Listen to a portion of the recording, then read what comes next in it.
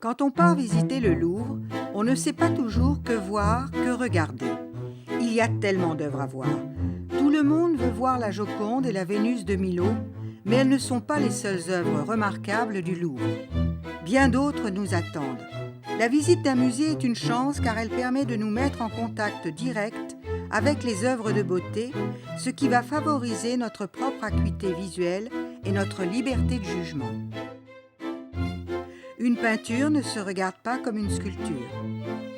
La démarche que nous vous proposons pour bien voir en peinture est une démarche fondamentale à 2 degrés.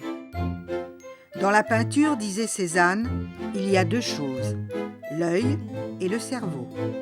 Et dans cette découverte des œuvres de peinture, on ne peut nier la part des sens, c'est-à-dire de l'œil.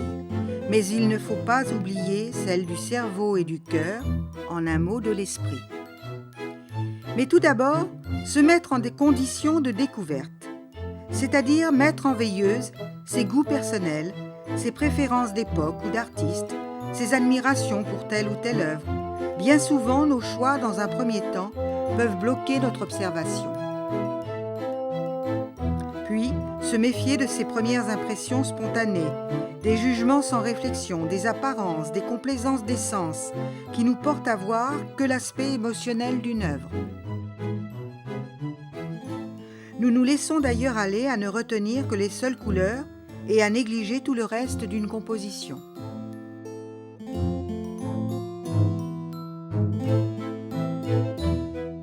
Cette démarche que nous vous proposons commence par laisser parler l'œuvre d'elle-même, par une simple observation de ce qu'il y a ou de ce qu'il n'y a pas,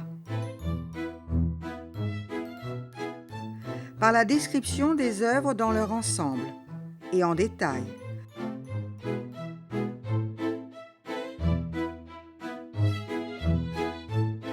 on se rend compte des éléments qui font une œuvre.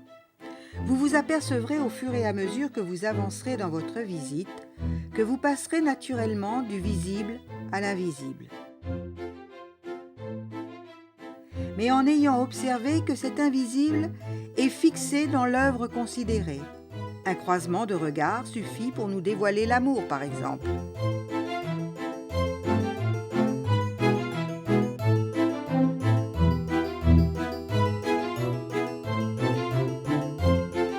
Enfin, prenez du temps pour regarder, ne zappez pas.